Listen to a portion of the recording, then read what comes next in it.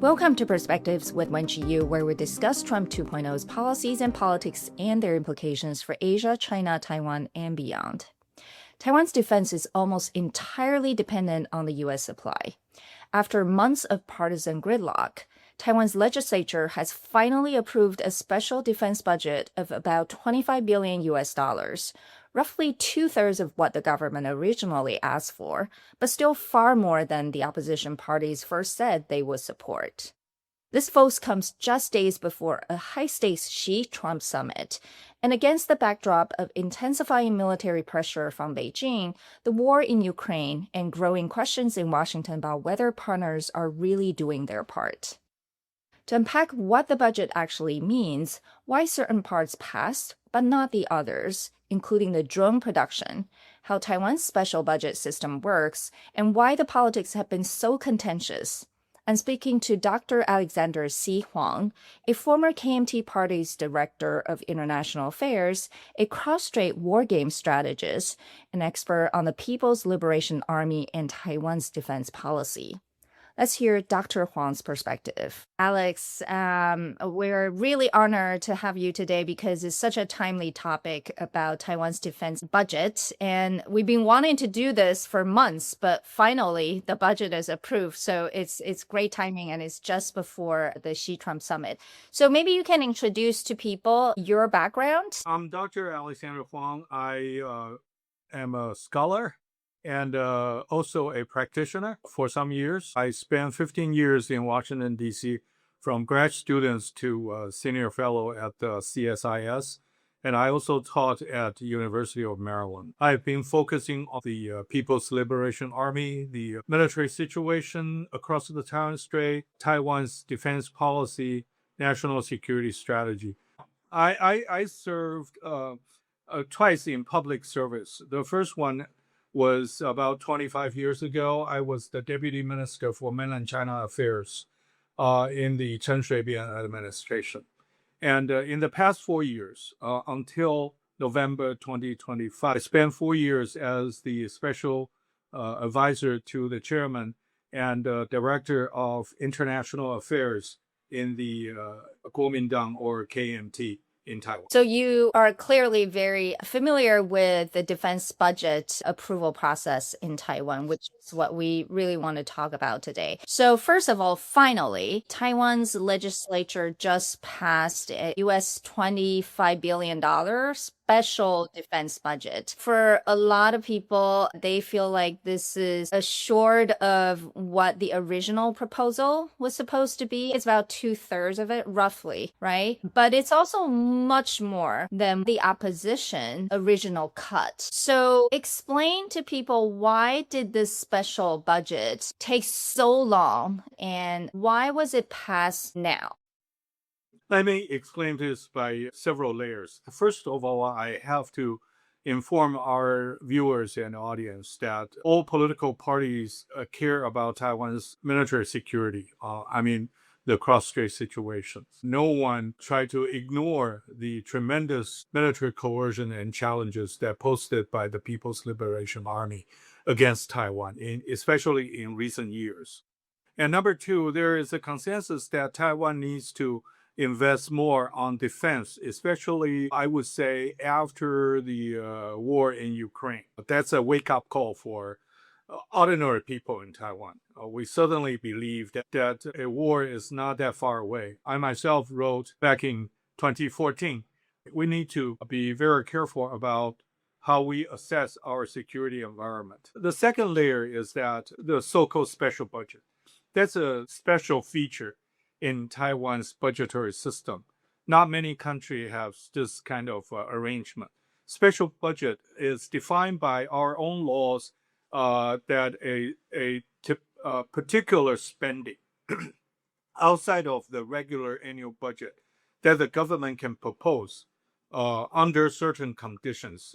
For instance, national emergency, natural disaster, and the special needs for economic vitalization. So special is not normal budget. Number three is that there is a quarrel between the ruling party and the opposition that what can be put in a special budget, whether national defense is in a state of emergency that we need this kind of special budget. So President the President Lai proposed this special defense budget. What justifies his proposal? I mean, I think the government has stated that the Chinese military threat has been increasing in recent years. And also there is pressure from Washington that all ally and friendly countries needs to increase their defense spending to protect themselves. These countries cannot rely on the United States for their own defense. So this is another reason. Many people in the policy community, both ruling party or opposition, we all understand the situation and people basically support an increase of defense budget. But what to put in the special budget instead of regular annual budget has been a debate. I know that the executive branch, President Lai, proposed a 40 billion US dollars huge package. But the 40 billion package, including the US government involved foreign military sales, FMS, and partially involved DCS, that's direct commercial sales, and co-production, and the domestic, defense production. So for this special package of 40 billion, it actually put a lot of things all together. And some of them are the continuation of the existing programs. For instance, buying more munitions for a specific platform or continue to upgrade software of a particular platform.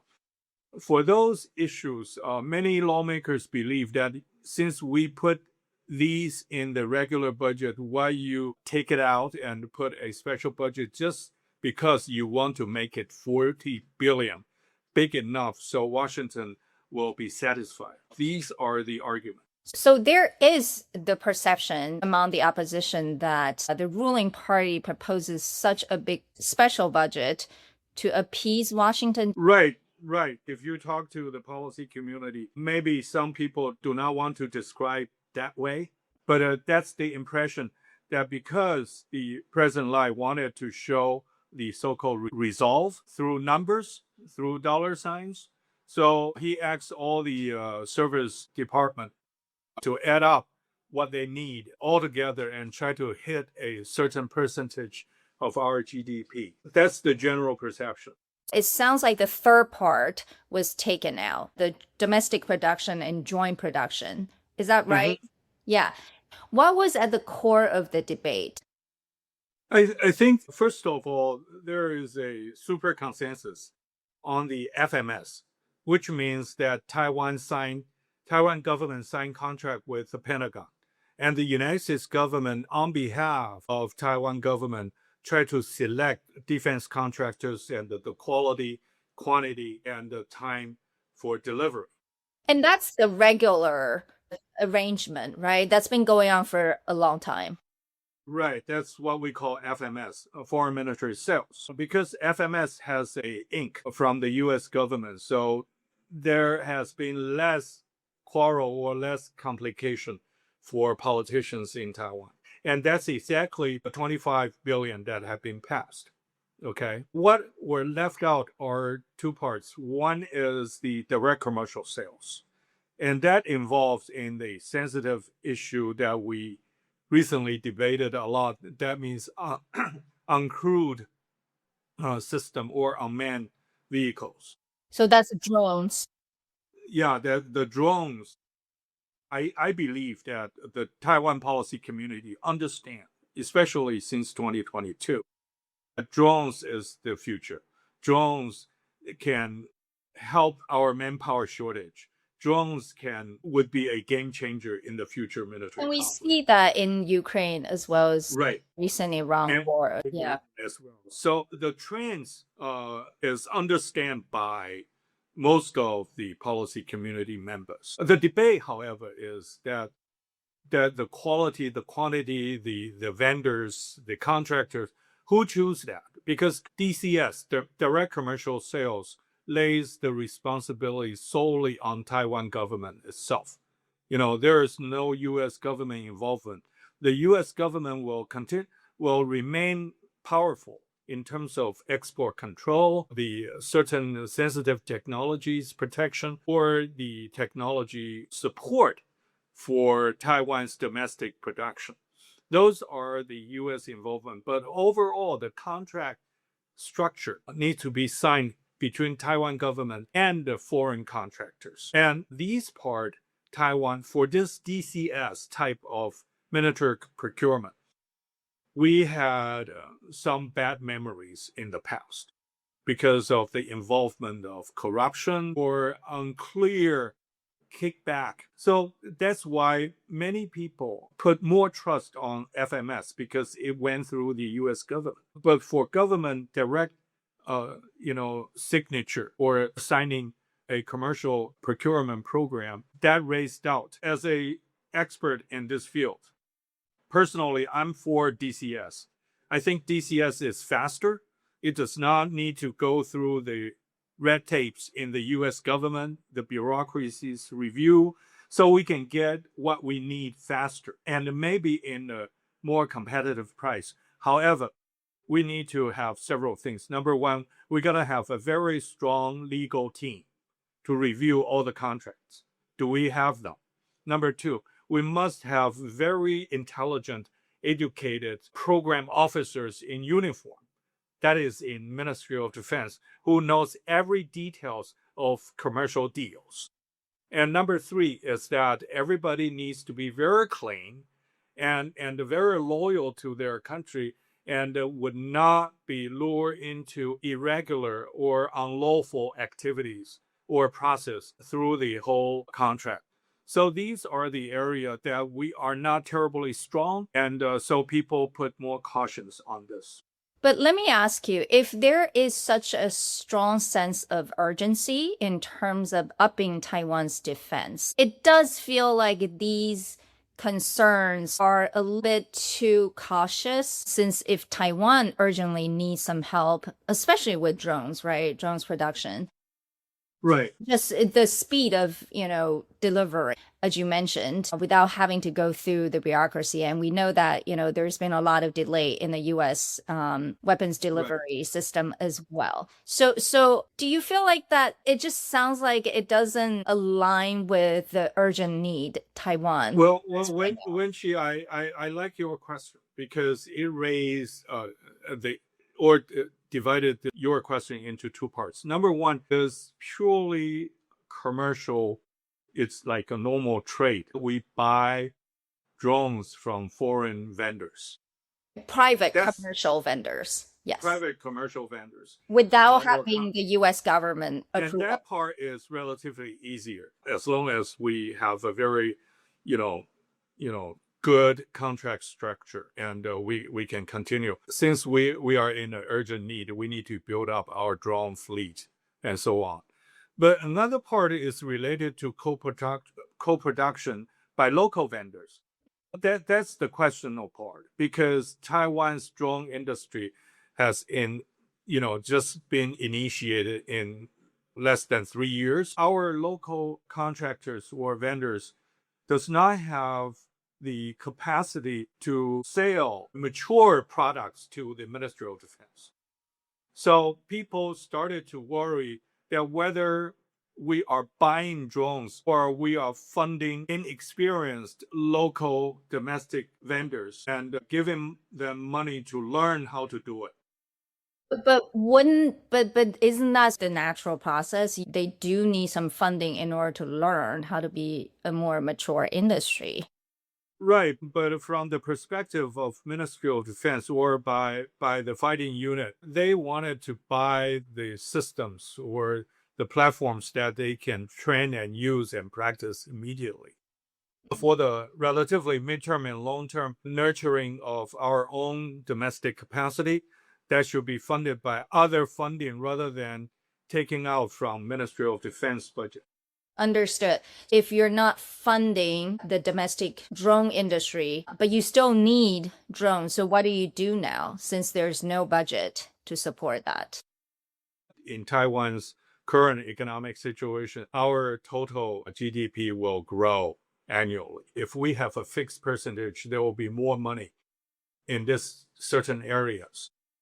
It is what we expected in the future, part of regular defense budget will include purchase of drones or production. right. I think it's not difficult to understand that Pentagon would go to different contractors and see what's their R&D products, what's the prototype, and whether they will continue to fund to go ahead. But for Taiwan, this is a totally new area that not every commanders, not every senior military officers had that accumulated experience in making right decisions. And so if the lawmakers ask the questions, but the Ministry of Defense cannot give a thorough and satisfactory answer, then the question mark begins to grow. And so that's why a lot of people saying that we cannot give a blank check to those companies who do not have the experience. Obviously, you're an expert, so you can explain the nuances and the concerns in a very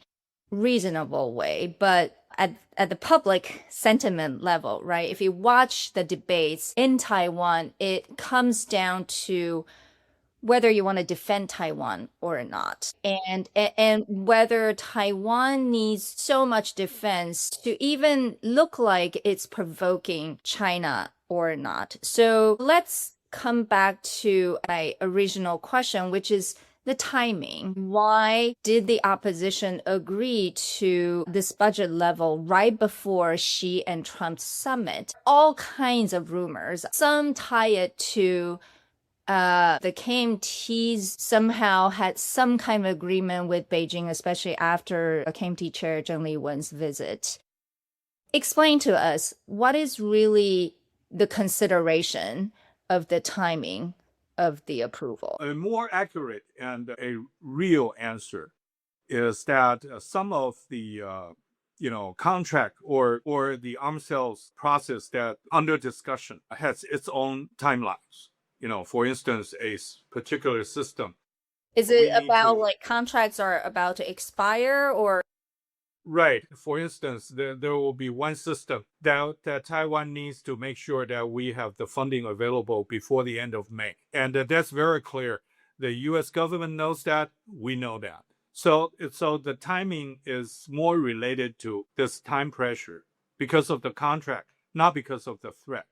Okay, number two is that there is a kind of concern by Taiwan policy community that Xi Jinping raised the issue with President Trump on February 4th in their long telephone conversation, in which Xi Jinping reminded President Trump that United States should be very prudent in terms of arms sales decisions. President Trump approved a FMS arms sales to Taiwan by $11 billion in October last year. But after the February conversation, President Trump on February 16, on board Air Force One, responded to a press inquiry saying that he was discussing with China about the arms sales, and that raised the alarm in Taiwan, which means 14 billion now in waiting for congressional notification. And that's why in the very beginning of our show, we said 25, right? That's 11 plus 14. Now, the 14 would be determined after Trump returned from Beijing. So that one is still of question, right? And it's right. A lot of media attention whether Beijing is going to press Donald Trump during the summit to even potentially cancel this. Right. Yeah. That's why before Trump goes to Beijing, the legislative yuan passed the 25 billion budget. But the 25 is still contingent on U.S. approval of the 14. Is that what you're saying? Yeah. Okay. 14 out of 25 is pending right now. Yeah. But at least Taiwan wants to show that it has the will and it will purchase. And so it's a matter of whether the U.S. Everything FMS, everything foreign military sales, all political parties in Taiwan will support without raising issues. What was debating was anything that related to domestic capacity, either for legal preparation, knowledge, or the capacity of the vendors in Taiwan. We used to deal with the big contractors like Lockheed Martin, Raytheon, Northrop Grumman. So people know these guys. We have been familiar with those processes for decades. However, when drone and unmanned system involved, there are new startup companies that we never heard of, maybe in California. So for Taiwan, we need an educational process. So when we have contractors that we never heard before, and many other Taiwan new startup or other companies who saw this big pie, they will jump on it. And that make some policy people nervous about whether you guys can really deliver or you just take the taxpayers' money and do trial and wrong. Yeah. So that's I the think unknown sphere. Yeah, I think again it comes down to the urgency, right? Does Taiwan have the time to slowly get to know those startups, or Yeah, it is so urgent that it doesn't have the time to do that? And as you know, I mean, all these startups are slowly getting into the US defense system as well because, technology has really transformed the military defense industry. So a lot of them are not just unknown to Taiwan, they're just new. I mean, we right, see right. that in battlefields. So, from your point of view, do you think the approved package is appropriate for what Taiwan needs right now? I think it's appropriate if we look at not as a cutback, but as the first installment or the part one of a large defense procurement effort to enhance Taiwan's deterrence capability. Personally, I would like to see the second special budget. But How according to, often can the president propose a special defense budget? well, there is no time requirement. It's the condition. If the condition requires, then the president can do it. The executive branch can do it. The MND's position, at least for the past 2 days, they said they will put in the package in the regular budget as a add-on. I think there are different ways. What I'm trying to say is that 25 is not the end, 20 the beginning.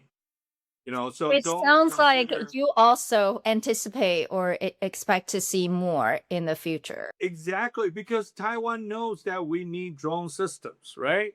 The debate was whether you put in a special budget package or you enlarge your annual defense spending. But do you think it's possible if a special budget approval is taken so long that the regular defense budget can continue to grow?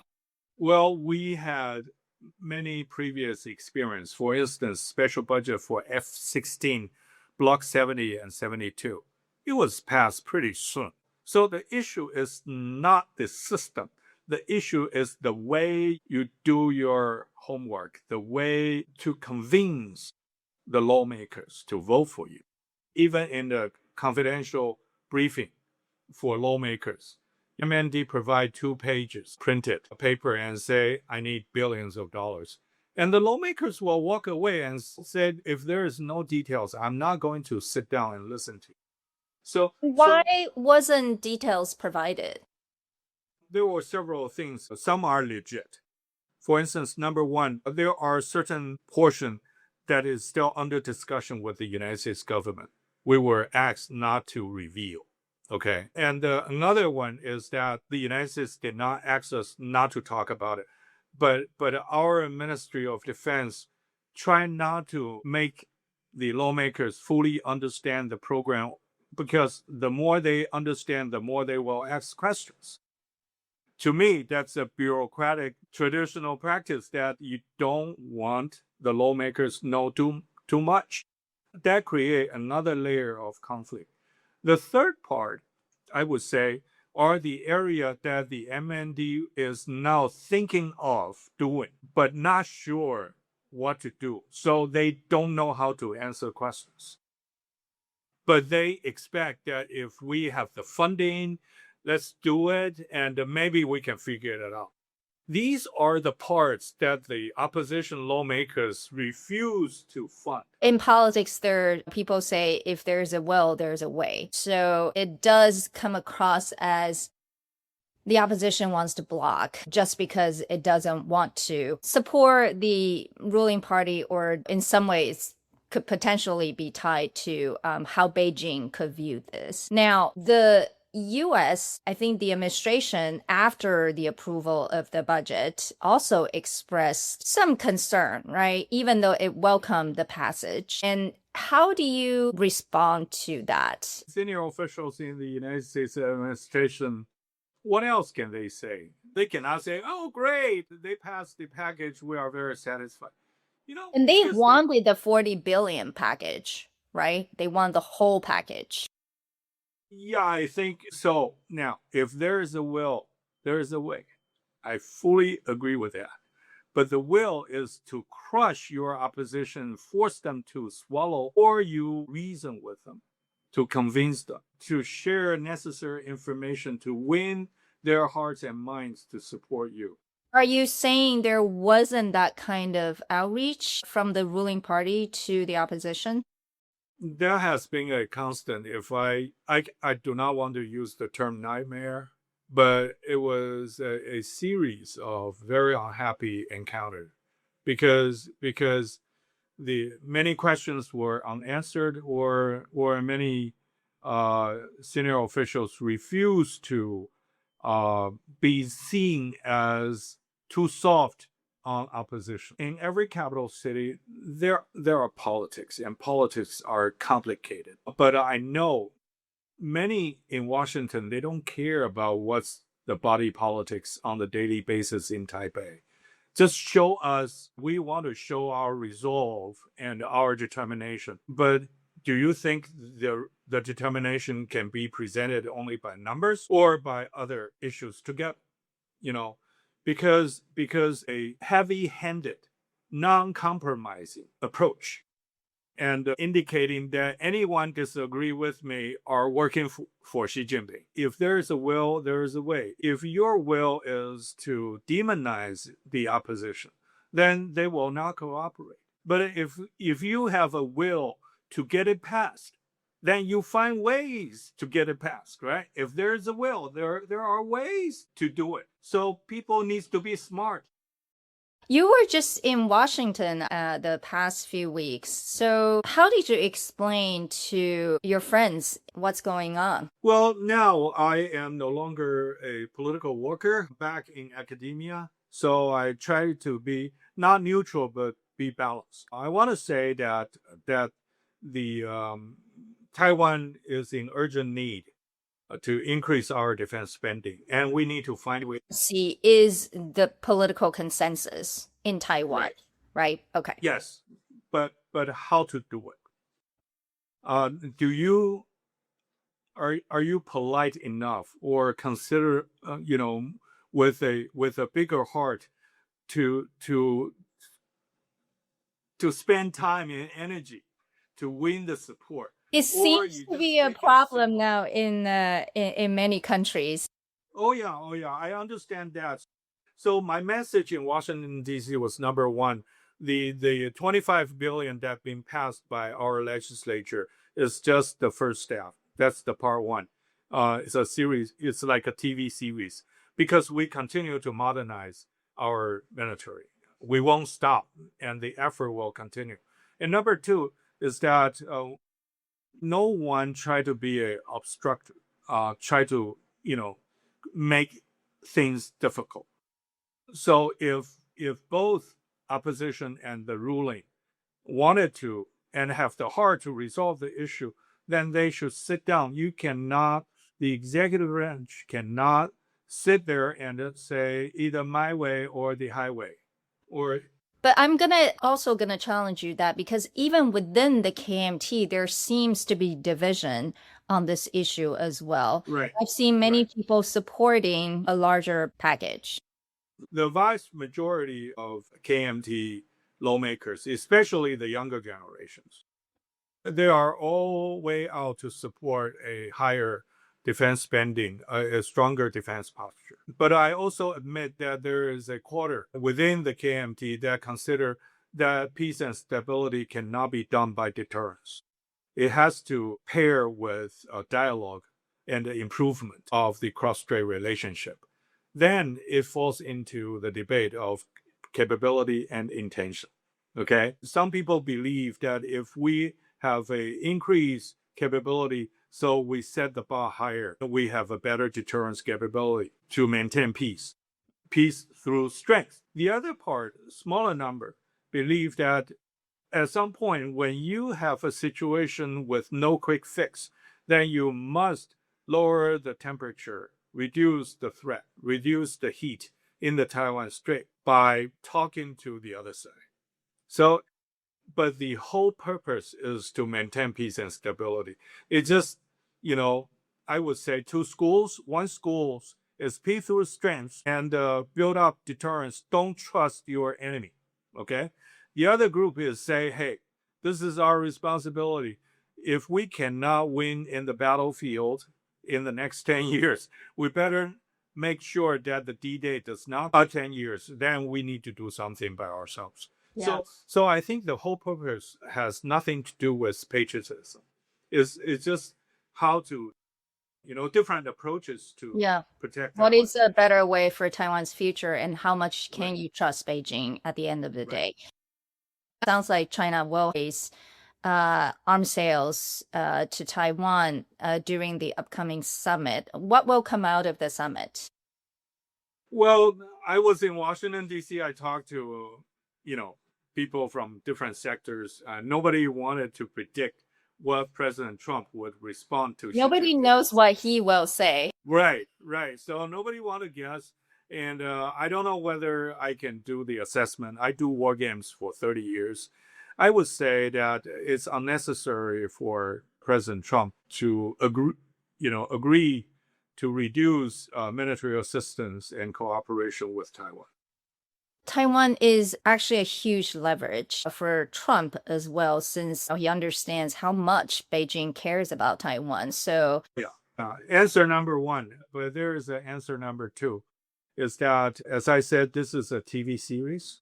Not only the arms sales, there will be the second budget, third budget, annual budget, continue to increase our defense spending. On this Taiwan issue, we also need to keep in mind that the Beijing summit in the coming days is actually the first out of 4 possible summits in 2026. So the conclusion or the concluding understanding in the Beijing summit may not be the final words. Xi Jinping may raise other requests or conditions before he agreed to pay a revisit to Washington, D.C., and how U.S. government would respond to that. And in November, there will be a Shenzhen APEC summit. And in December, there will be a Miami G20 leadership summit. So there could be 4 times that President Xi and President Trump meet this year. And so the end of Beijing summit is not the end of 2026. It's better that Taiwan not being discussed at all between the two sides, or the other way around. Well, we see our relationship with Washington separate from our relationship with Beijing. Okay? And so the United States should deal with Taiwan at a different dimension. We should not be a factor or something that be put on the table for the two powers to discuss or negotiate. We are a sovereign country. So we want to have our own U.S. policy. We want to deal with the United States and our American friends separate. But however, we also understand that Xi Jinping will not let it go. I mean, every Chinese leader in every possible summit had mentioned Taiwan. And so that's probably their responsibility. They need to raise the issue. But what we don't know is Xi Jinping's expectation this year at this moment. Don't forget, he mentioned twice to President Biden in San Francisco 2023 and Lima 2024. He mentioned to President Joe Biden that China had never discussed about a military invasion on Taiwan. So he asked the United States to support a peaceful unification of China. Joe Biden did not respond in 23. He did not in 24. But what if Xi Jinping said the same thing to President Trump in the coming days? How President Trump will respond? That's the biggest question that Taiwan would watch carefully. Is Taiwan anxious about that? The policy community is on high alert right now. Either in government or in opposition, we are watching this summit closely and carefully. Well, final words, since you said this is just the first step when it comes to future larger defense budgets, what do you expect in the future if this approval process took so long and it was really painful? How do you feel about the prospect of future budgets? Well, I think we need to learn the lessons from the past 6 months because the prolonged debate and gridlock in our parliament, I mean, it doesn't contribute to our defense. It delays a lot of programs. So we need to learn the lessons from the past. And I would urge the executive branch to spend more time and sit down and open your heart to discuss and share necessary information to win the support with the lawmakers. I would urge the executive branch, either the Minister of Defense or the President, go on TV, go on YouTube, go on Wenchi's program, directly approach to our people. Talk to your voters and win the support from your voters. Reason with them. If they understand the urgency, they will support you because there is only one Taiwan. Well, thank you so much for this. I know you just came back to Taiwan and are about to go on another trip, and we will stay tuned, not only on the summit, but on future Taiwan's defense budget. My special appreciation to you. Thank you. Taiwan's defense budget has become a contentious partisan issue. According to Dr. Huang, the real problem is not urgency, but the procurement process itself. While many observers blame partisan politics for the prolonged approval, the emerging domain of defense technologies, especially domestic drone production and joint production with partners in the US and beyond, will be critical to Taiwan's self-defense, as recent battlefields in Ukraine and Iran have shown. This raises a larger question. How will these shifts reshape Taiwan's defense posture and its future arms acquisition relationship with the United States? This is Perspectives with Wenchi Yu, where we analyze the policies and political strategies of Trump 2.0 and their implications for Asia, China, Taiwan, and beyond. Thank you for watching and listening. We value your feedback. Please subscribe to our YouTube channel and podcast. See you next time.